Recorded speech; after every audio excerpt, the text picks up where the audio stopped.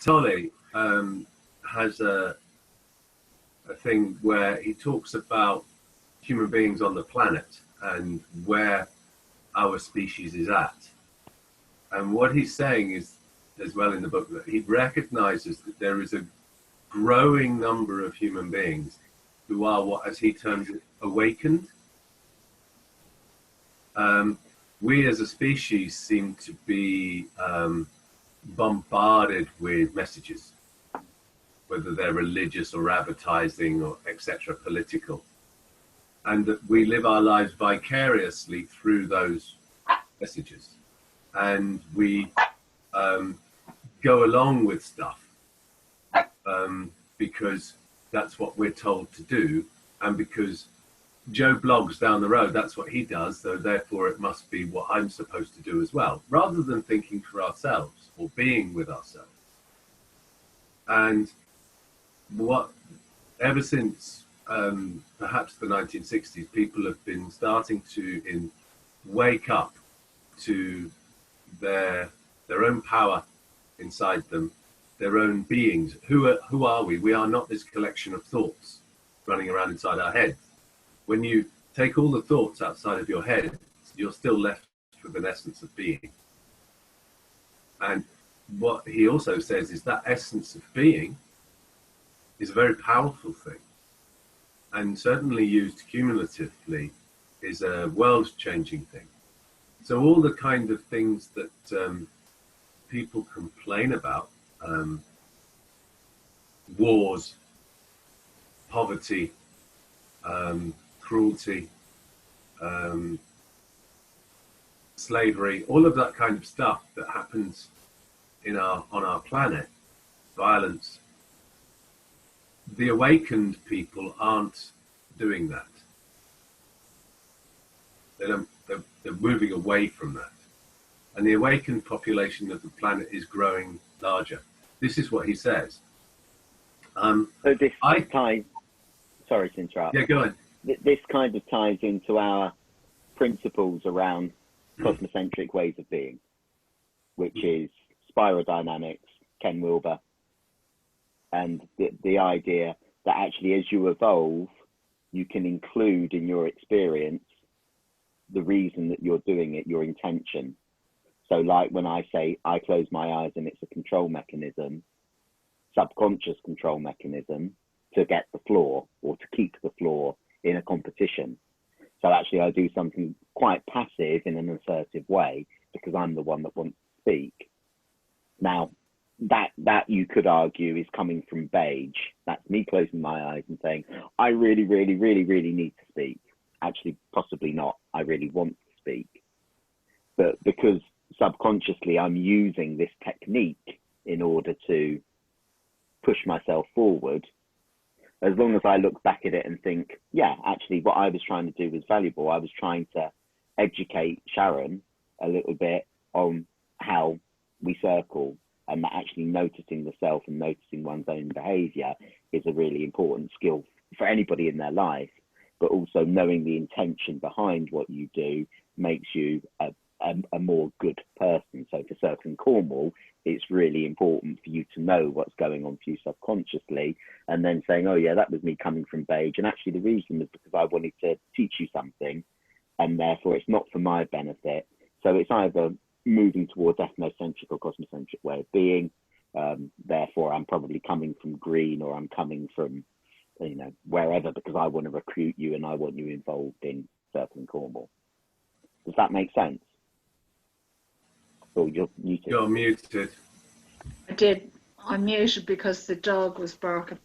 Yeah, no, because Anderson was in the middle of saying something really interesting, and then the dog started to bark. Yeah, no, everything you said makes sense. Are you aware of the term beige? What I believe it to be is just a kind of a nondescript nothing. I mean, is that right or is that wrong? No, beige. You go. You say it, Anton. Well, I could get this wrong, so you may have to. I'm not completely master of this. Beige is about your needs and unmet needs. Right. Now, I forget why such a term as beige is used to describe that set of feelings, your neediness. Whether that's I need something to eat, or whether it's, I need this, something really, really physical. I need this wound stitching up, or whether or not it's I need to know that whilst I'm not with you, you think of me.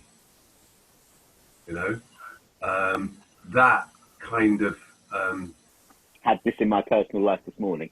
Yeah. So the idea that there is one of the great things of the world in terms of love or self-esteem and all of the real positive stuff that people have is that this idea that when you're not with somebody, they think of you. And if you know that, it makes you feel really good. If you're really, really confident of that. Hello. And this is what people who are coming from a place of beige, they don't have that so much. And also, if they've got no money in their account and they need money, they're coming from a place of beige. So it's about your needs, both physically and spiritually, emotionally. Is what beige describes. Yeah, I mean, if we wanted to get political, which of course we're not a political organisation. Actually, if you're needing money because you want to achieve some sort of success, then you might actually be coming from red or purple, not from beige. But if you need money because you literally need to put food in your mouth, need to you're eat, coming yeah. from beige. Yeah. It's a genuine need rather than the need to accumulate more.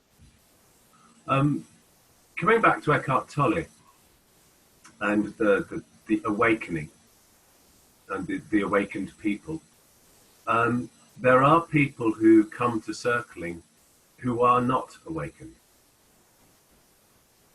And they're the people who will take a vicarious pleasure in dominating a group. And I circled a few weeks ago with, there was a guy in the group from America who was really hyper-vigilant.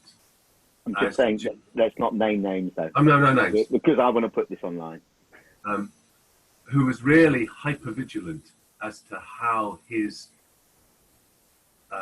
observations, curiosities, landed with others. And so that was the kind of circling that I described, where someone's saying, your voice is grating on me. There's a vicarious pleasure in dominating another group of people that people bring to circling sometimes. They are, if you like, showing up with themselves, but there's a bit that's hidden. It's the bit that is really excited about being able to almost like get to people. But there has to be. Yeah, go on, Sharon. I'll just interject really quickly. There has to be in this as well a certain level of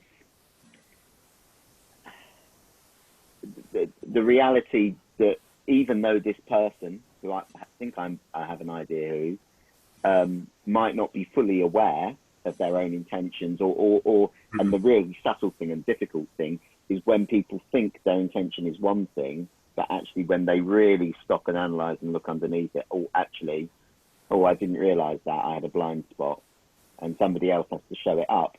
So there can be a context where it's a very fine judgment for us as facilitators on how you manage it. It's like, how do you manage a 4-year-old? You would be a lot better at this than either of us, of me saying, I need you to be quiet now, please.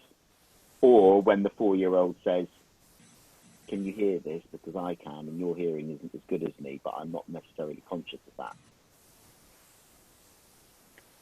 That is actually uncanny that you said that, because that was kind of the answer to what I was going to ask. I was going to ask the certain person who would come in and not know that that was their agenda, really, Yeah. the hidden thing within them. I was going to ask, have you seen that actually unfold in circling, that they suddenly realize where No. that's coming from?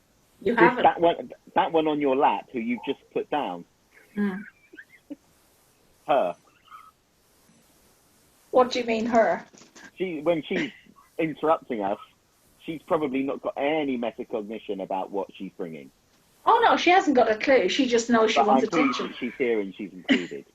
I want to do dog and human circling and horse and human circling. That would be wonderful. Yeah. No, I know what's up with her. She's getting spoiled because I'm here all the time. She just wants attention. I've been out. I mean, we're an education group, ultimately. But there's a huge well-being undertone. The well-being undertone is, I think, going to happen. I was just interested when you said about the kind of hidden agenda that a person may not even realize they have, and how often that gets realized because you're experienced people in circling. Have you actually seen that? Anderson said he hasn't seen that. No, I haven't. So you have seen it, have you, Richard? Yeah, and what the thing that's coming to mind right now is a person who actually was integrating text, so actually brought themselves and brought up their realization about their learning about themselves mainly via text, which is one of the reasons that I don't want too much discussion in our circling groups, because not everyone is going to be ready for the kind of full-blooded radical honesty that you can get in text. And other circling groups, it's really cost them. And I feel for them. Because maybe they've done some things wrong, or their facilitation was bad, and that happened. It's happened to me recently that I didn't do something that someone brought to me, another facilitator. I don't think actually that I don't think I did bring it. Somebody else in the team thought that I did. I might have done, but they definitely had a blind spot because they were really tearing into my facilitation. Person's on the naughty step. Sorry, because everything I do is with an intent of goodness, and if I check and it's my intention is good. Where's your intention? And that dialogue hasn't been entered into. So until that person's in that space to reflect, I don't think I personally can offer much. So sometimes it takes years or months, and people doubt your intention. There's a huge thing coming up for me right now around this in terms of power and empowerment. I'm a white, middle-class, privileged male. I have to watch myself really hard and be harder on me because of all of those things than I am. And Anderson as well. Yes. And we both know it. Yeah. Yes, very true. Yeah, but there's a big emphasis now on how little we do actually know the advantage that we have as just being white people, let alone middle class or anything else. There's a lot we're not even, much as we try to understand, there's a lot we just don't know, And then we're back into the kind of metacognition about our own existence and our own limited experience and that's what we're about. We're coming together in a meditation, be with each other, be with you be with me, and try and cultivate a we space where we really get each other and we learn from other people's experience. Not a lot of people get that in this life.